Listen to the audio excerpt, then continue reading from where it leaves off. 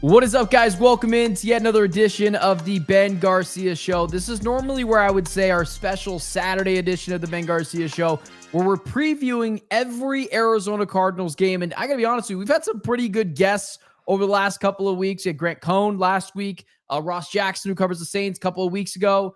You know, I'm kind of excited for this next guest because when I'm looking for guests to bring on the show, it's not just guys that are beat reporters. Like, you got to have some personality on here. I'm not interested in talking to you about hitting the B gap and the fundamentals of that. I want an opinion. I want strong reactions. I want emotion. I want someone to come on here and call me stupid. I appreciate that kind of stuff. So my next guest, we've been following each other on social media, on Instagram as of today, but on other platforms for a while. Sami on tap. He goes by Sami on tap. His name is just Sami. I also just learned a few seconds ago, he lives in Arizona. He's from Phoenix. He's from, obviously, the Seattle area, but he came to Phoenix. So my first question is, first, how are you? How are you doing? And then secondly, why did you leave Seattle for Phoenix despite all the obvious reasons?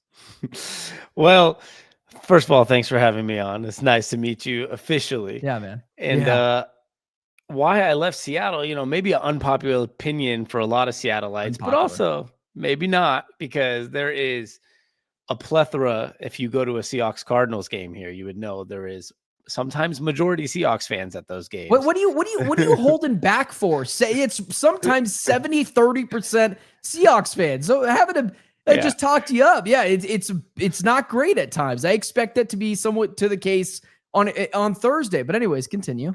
Yeah, it's you always 70-30% Seahawks fans. Okay, I think that's a little far, but okay. I think the classic answer is always the people leaving the intense rain to come to the intense sunshine. And while a lot of people might hate on Arizona for their summers, I personally believe it's a phenomenal place to live with 8 months out of the year being 70 or 80 degrees. You can't really beat that, especially when you grow up in the rain. You miss a lot of sun. That's so funny, man. I just didn't know that you were a transplant, but a guy I really respect, kind of doing the same thing I'm doing. He's been doing it a little bit longer. He's got his own Seahawks stuff. He's doing all this sports betting things. So, Sami, let's start here, man. I start every one of these kind of game previews, and I kind of set the stage for the guest in this retrospect that the Kyler Murray thing, and I think you being in Phoenix understands this now, that it's kind of split, man. You either love Kyler or he is the worst short quarterback you've ever seen. You don't want him here. He can't read a defense, all these different things. I'm right in the middle. I haven't given up on Kyler yet, but I understand the crowd that's like, give up on him. And I understand the crowd that's like, I mean, come on, you can't give up on this guy. He makes one or two incredible plays a game that you're like, if I could just get that consistently, this guy could be one of the better quarterbacks in the NFL. How do you, as a Seattle Seahawk guy that covers the team, as well as does some sports betting stuff, as well as you're just a fan of the team as well, I don't think there's anything wrong to say that. How do you view Kyler Murray? Because it's a different lens, and I actually think it's more correct than I think some Seahawks or Cardinals fans on both sides kind of feel how it is. Yeah, I mean, I always think of it as like, what's the better option, right? So when you look at you look at a lot of these teams, like, okay, you can get lucky and maybe end up with like the Colts right now, right? Daniel Jones somehow magically looking like an MVP candidate out of nowhere, right? But most people don't have that. I mean, there's teams I feel like that are kind of just stuck in the middle where you have like a Kyler Murray, Tua, I don't know, even like a Trevor Lawrence, even though he's a phenomenal prospect, it's been so up and down. You don't really know with a lot of quarterbacks what you're getting every year. CJ Stroud. So with Kyler Murray, I'm just in that place of, I feel like there's not many better options in the league. Now, that doesn't mean he's a top, 8 or 9 guy. Maybe he's more in the 11, 12, 13 range. But I always never understood all the hate because he's a good quarterback. I actually thought the Cardinals are big sleepers this year to be a good team. Now, maybe with the James Conner injury now, it's going to be a little harder to happen, but they were a point away from being a 3-0 team with Kyler Murray. And I think, he's a top half of the league guy. And that's why probably everybody's so divided, right? Where it's like half of them hate him and half of them love him, because he's kind of in the middle. And I Yeah. do think Kyler on a really good system, really good team that was just ready to go, if they shipped him off to the 49ers, he'd probably be an MVP candidate. That's how I see it. How do you're in Arizona, so I think your opinion's a little skewed when it comes to this. But how do you view the Cardinals? I mean, Seattle's been good for literally forever. I don't really do the fan thing as much anymore. I want to hold this team accountable because Arizona teams, you know this, largely losers. I'm interested in actually getting better, not just waving the pom-poms and feeling sorry for Marvin Harrison Jr. when he has a bad game. Not really interested in that.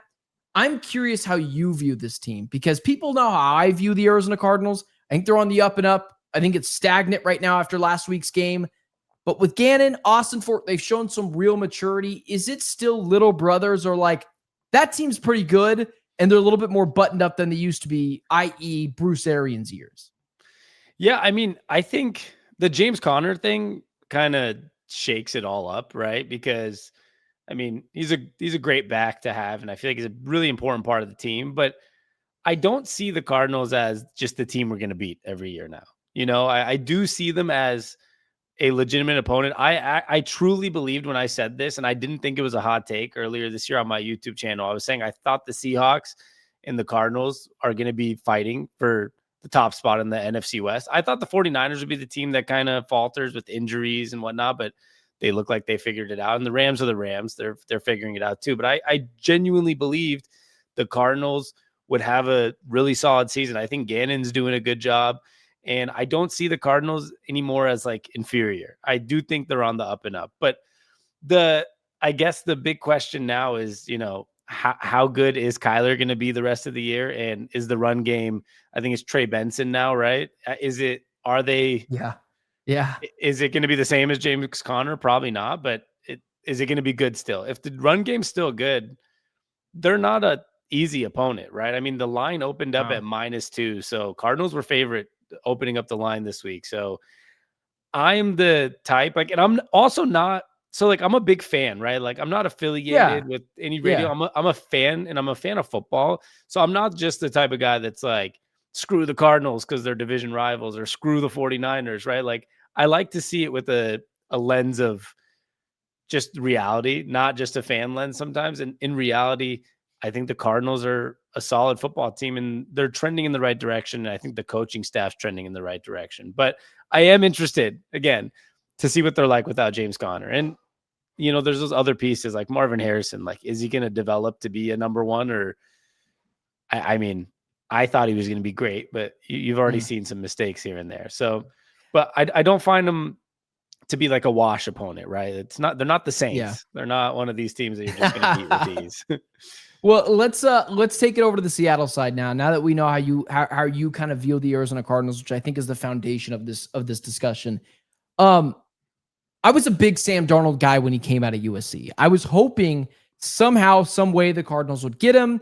They ended up with, 9 mistakes ahead of me, Josh Rosen, and that didn't work out very well. But Sam Darnold for the first 5 years he was awful. Like, he was unwatchable. Him and Baker Mayfield at one point were on the team in Carolina. Baker won that starting job, but neither guy was any good. He goes to Kevin O'Connell. Baker goes to Sean McVay. They go to that school for a little bit. They look good doing it. But when Darnold left KOC, I said, listen, I was a big Darnold fan for a long time. Not anymore. Where are you at on Sam Darnold? He looks like he's been pretty good to start the season, but like, are you bought in? Yesterday I actually tweeted breaking news. I'm officially bought in on Sam Darnold. So it took me a few games. I'm still like a huge believer. It goes back to almost like that Kyler conversation we're having, where it's like, okay, like, what's the other option? And sometimes you have to consider like who the offensive coordinator is. What's this offense like? Because I feel like a lot of it in the NFL, I think some things that some people take for granted with their team is like, not every quarterback is going to be good on every single team, right? I had the same thoughts for before the season started as you did. Like, he left O'Connell. Is he going to go back to just being the Sam Darnold that he is, right? Because we've seen these quarterbacks, you've seen the Baker Mayfields who get, like you said, they've gone through 3-4 teams until they found their spot. And that's kind of what happened with Sam Darnold, happened with Geno Smith, our previous quarterback. It's hard to assume that a good quarterback can be good on another team too. Sometimes it's the system. Sometimes they just fit in with a coach. So if Sam Darnold, I was so in between, like I couldn't figure out, I was like, man, what if we get old Sam Darnold? But through the, first 3 weeks, I think they've set up the offense in the right way for him too, not to be the gunslinger Sam Darnold that makes mistakes. They've done a lot of play action, trying to establish the run. I think Sam Darnold is in that exact like younger Geno Smith. So like what we had last year, but a little bit younger. And if you have the right offense around him, he can be a really high level quarterback. I do not think though, no matter what happens, he'll ever get back to those numbers he had last year with O'Connell. I think that was maybe, I don't want to say like a fluke, because I just think O'Connell's really just that good. Yeah, good really team, and O'Connell's that good, right? Yeah. And Justin Jefferson and a really good team. I mean, Addison, Jones, Hawkinson. Yeah, it's hard to compete with that, right?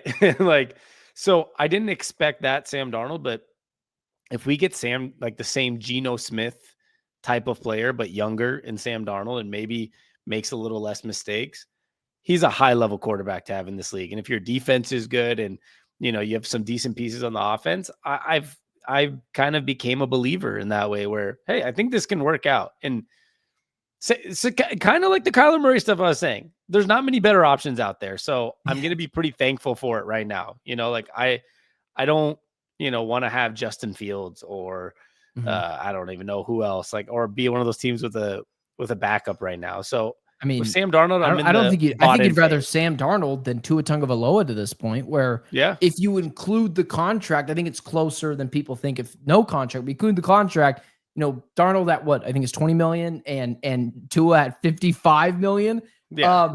Is there something on Thursday that you're like, I really hope the Cardinals don't know about this because they can exploit it easily? Is there something my subscribers, my listeners, my loyal viewers of the Ben Garcia show are not sure of, but they're like, because like I wouldn't anticipate you to say the cornerbacks. Devon Witherspoon's really freaking good.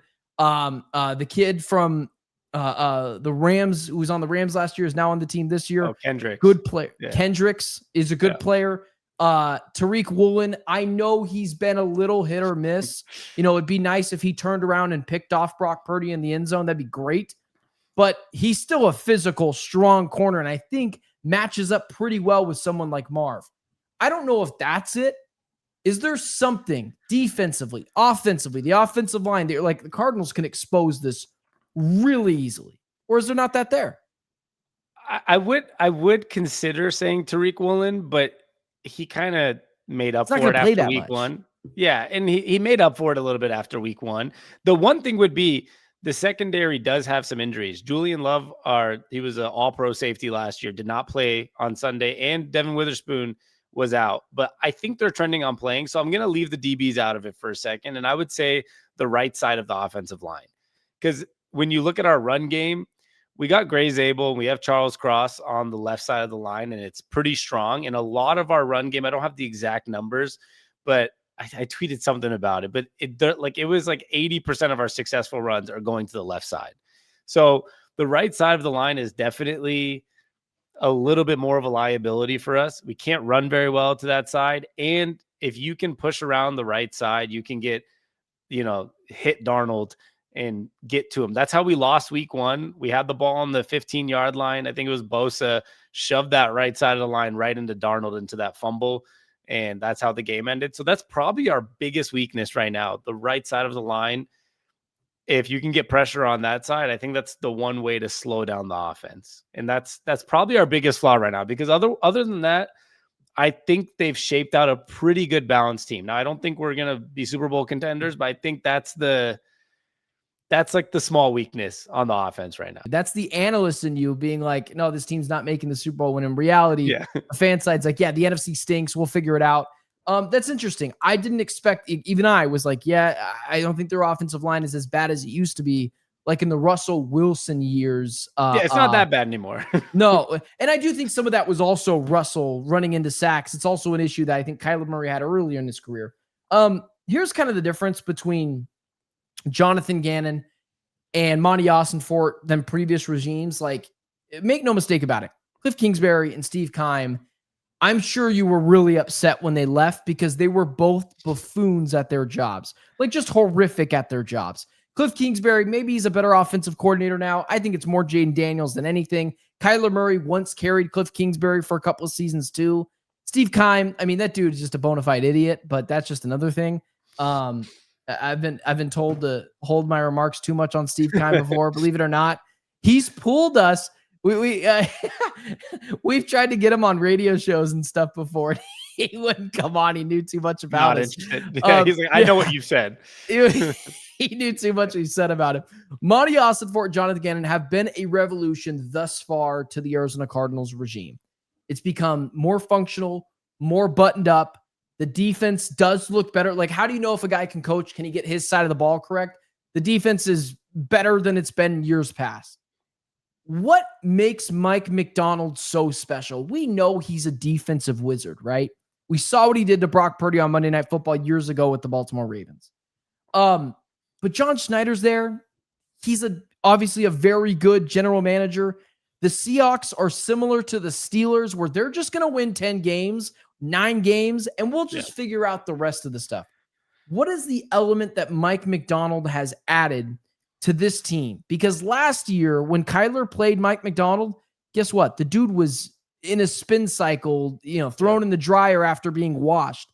It was tough. What does he do differently? I don't think Pete Carroll ever had that kind of juice. No, because I think Pete Carroll, he had the talent evaluation down the right way. Motivator like John too. Schneider. Yeah, and motivating, and it worked out well with the crazy amount of talent that they ended up getting. I don't want to say lucky, but that they were smart to bring in. I think Mike McDonald's obviously special on defense. I saw Raven fan. There's a tweet that went viral yesterday, a picture of Mike McDonald and the Ravens, and they were like, "Oh, we miss you," whatever it said. And because he's done something phenomenal with every defense that he's touched. The thing with Mike McDonald that I like this year more than last year, even, I felt like last year he was almost too tense all the time. Like, I felt like it was first year of coaching. He was just tense. I felt like you never saw the locker room videos get loose after a game. You never saw like him smiling. What I like what he's doing this year, especially, is I feel like there's an intensity still there. Like, he's still in that, he's the youngest head coach, I think, right now in football. And he still has that, like, trying to prove it mentality, but he's loosened up too. So I feel like he's had a nice mix of bring the serious intensity into the room, but also, like, when things are going well, loosen up, smile a bit, have some fun. And that's what Pete Carroll was great at. And I think a lot of good coaches are good at that, where it's really serious, like buttoned up, everything about the team, about the preparation, game days buttoned up, but you also know when to kind of let loose a little bit, let your team be happy, have some celebration, do a fist pump when there's a touchdown. It's the things that people love about guys like Dan Campbell and things like, Pete Carroll, these type of guys that they hype up their team. And I think that's what Mike McDonald's doing now, which I really like to see. He keeps the intensity, but loosens it up when it's time to loosen up. And I think that helps your defense fly around more, helps everybody stay loose. So that's what I love the most, outside of just being a defensive guru, which we all know he is, because our defense is already, I think, second in points allowed in the first 3 weeks. Like, they've already locked things down, but I like just a little, I'm kind of like that. I'm a very Zen guy, just chill. I would have never guessed. Yeah, like just be happy when things are going good. And I think that helps everyone around you, be a little more relaxed. Also, so the Seattle Seahawks are 2-1, but they've looked pretty good. I think Caleb Johnson kind of helped him out a little bit in that Steelers game, where I thought that was going to be a little rough there, but they won that game. The Saints won that game. Here's the way I kind of put it. If it stocks, the Cardinals are on the way down. And the reason why I'd say that, Mac Jones was on one leg. I didn't think Christian McCaffrey looked great. I don't know how maybe you thought he looked in the Seattle game. Granted, that was the first game of the season. Ayuk is still out. Kittle is still out. Ricky Pearsall, who was shot last year, was just running rough shot all over them. Their defense is less than what it used to be. They didn't have to play Nick Bosa, basically. He was out in this game fairly quickly. Yep. Are you buying that the Seahawks are this good? Like, because they're the stock that's going up right now. They just dominated the Saints. Sam Darnold's rated one of the better quarterbacks in the NFL from Pro Football Focus.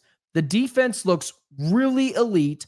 Or is it just, yeah, Mike McDonald's been pretty good, but he should be against 50-year-old Aaron Rodgers, and he should be against, Brock Purdy, who I think you and I would both agree is maybe not a top 5 guy. Like some people were trying to, praise him to be. Overpaid, probably. But a lot of them are, so I'll give him that. But and then Spencer Rattler. Like, are you buying that they're this good, or do you think, no, this is kind of what I thought?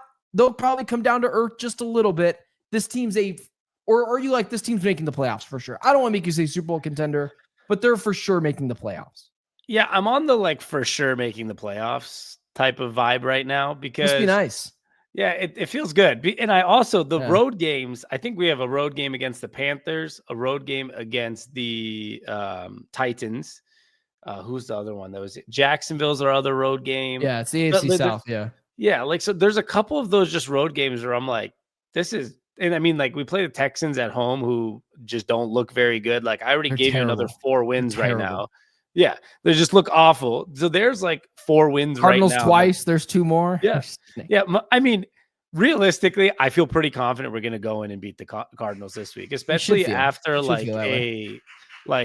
after what happened with, the whole James Conner thing and whatnot.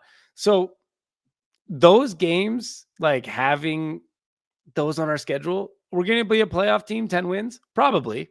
But does that make us Super Bowl contenders?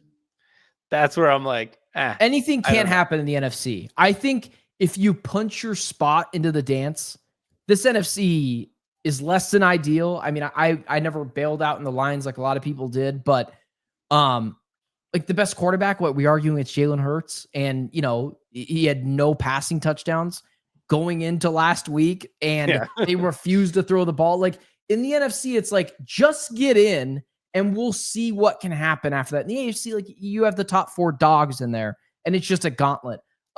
Here's the last thing I'll ask you, because I do want to get you out of here. You said it's not a strict time, but I want to respect people's time too. You're a betting guy. This game started off as Cardinals favored 2 points. Here's kind of my quick spiel. I'm not going to pick the Cardinals to win this game. I think that would be a fanboy take, especially after what I just saw on Sunday. But I can buy into the Cardinals winning this game because of these few things. They were just embarrassed on the road against the 49ers, where they brought their C team and dominated the Cardinals' quote-unquote A team, were in a game that they should have won. Drew Petzing at this point is, everyone's calling for his job. It feels like he might be coaching for his job on Thursday Night Football. I think some people would buy into that. Jonathan Gannon, for the first time, is facing real controversy, including myself saying, wait a second, dude. You just said that this guy had his best game calling as an offensive coordinator in Drew Petzing. What are you doing? If you're supporting that, you can get out too. I think with all those things, the embarrassment, the job security, that the Cardinals will come out with their hair on fire. And that's the way that they're going to win this game, because they're also staring down an 0-2 divisional hole. I know the Seahawks are as well, but the Cardinals are doing that. So if I'm building a narrative, this is how the Cardinals are going to win. This is why you should believe they'll win. I think it's that. I think when you get embarrassed like they did, and Jonathan Gannon and Drew Petzing have their tail between their legs, then you can buy into this team winning. But with that, that is a narrative thing. When I look at it side by side, the rosters, the way the Seahawks are playing right now, the way the Cardinals are playing right now, the offensive dynamics, the fact that Mike McDonald is a wizard defensively, I would take the Seahawks in this game. With that being said, the Cardinals started off as a 2-point favorite in this thing. I'm like, did no one in Vegas watch the Cardinals game? What are you doing? I don't know if you have money on the game. I won't make you say that. If you want to, go for it. But fan or not, You should have hammered +2 Seattle Seahawks in this upcoming game. It was 1.5 up until this morning, +1.5, and now it's finally flipped. It's a full 3.5 point flip in favor of the Seahawks. Why were the Cardinals favored in this game? Like what? I mean, from a Seahawks perspective. Oh no, okay, we just don't know. I don't know why they were favored. I did take the Seahawks I got them at 1.5, I think. A poor thing. Yeah, like I was pretty happy about it as underdogs. I had a feeling it's probably going to move to Seahawks being favored, but I mean, I do understand the narrative you're saying. If you can look at it from a Cardinals point of view, saying, like, first of all, they did start off 2-0, right? Like you were 1 point away from being a 3-0 team, and I know it was probably, you don't want to lose that game against Mac Jones and a lot of 49ers back. Thanks for reminding me. Thanks for reminding me. But it is one of those where if there's a missed field goal at the end of that game, we're looking at a 3-0 Cardinals team coming into week 4, and all of a sudden the whole narrative's different, right? So I feel like with odds makers, they're probably trying to look at it in a non-fan perspective, and they're saying this team was a point away or a missed field goal away or a Marvin Harrison catch or 2 away from being a 3-0 team. Like that's where it is. So I do think that, I will say this. I think both the Seahawks and the Cardinals right now are both teams that might be, even though the Seahawks are on the up and up, maybe in a lot of people's eyes, I feel like they're slightly undervalued. Like I don't think either one of them, I think both of them should be teams that are competing to make the playoffs. Now, maybe I'm a little too high on the Cardinals, but maybe that's on an outside perspective here. But it's probably the right perspective. Yeah, like they're not a bad. I'm overreacting because I feel like I need to, because this team hasn't earned the benefit of the doubt. Like I don't look at this as a fan perspective. I try to look at it from the outside end. Yeah, I grew up a fan, but like I know the how quickly this team can go back to being losers. So that's why I hit the panic button quicker, to where like if the Seahawks lose that game, you're like, 10 years of success, I'll give them a mulligan. You know what I mean? Yeah, I think that's the big. I look at the Cardinals maybe like my baseball team, the Seattle Mariners, who they go on like a 4 or 5 game losing streak one point in the season. I was like, season's over. Like we don't come back from this. That's what we do. In surprising fashion, they did. And I know this is a football podcast, but I'm very excited about my Mariners. Might clinch the playoffs today. Yeah. But I feel like learn Suarez. Don't worry. Yeah, I'm very thankful for it. And that's where like I understand, like as from a Cardinals perspective, you just see it as like, they go on like a 2 or 3 game losing streak. It's like, oh, here we go again, right? Like another Cardinal season doing this. From a Seahawks perspective, I feel like I always see it the opposite, because you mentioned it, we always find a way to win 9-10 games.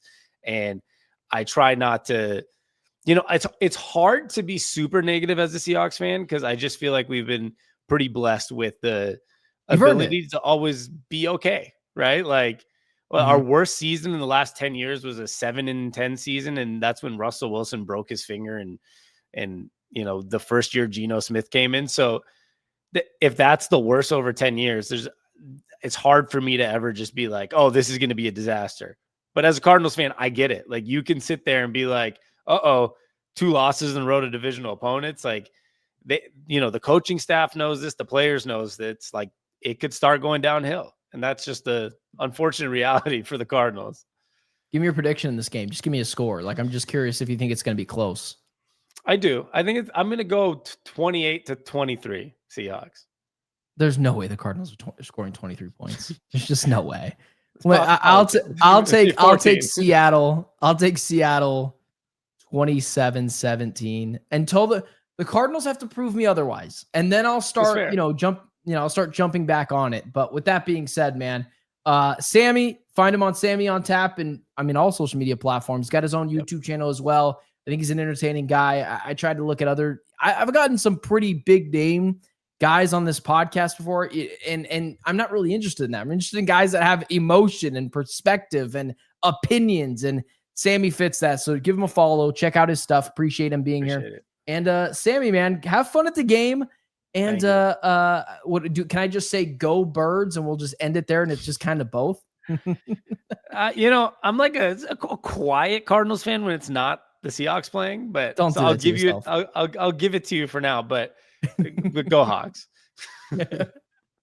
For Sammy, myself, Benjamin, it's been the Ben Garcia Show. Appreciate you guys tuning in.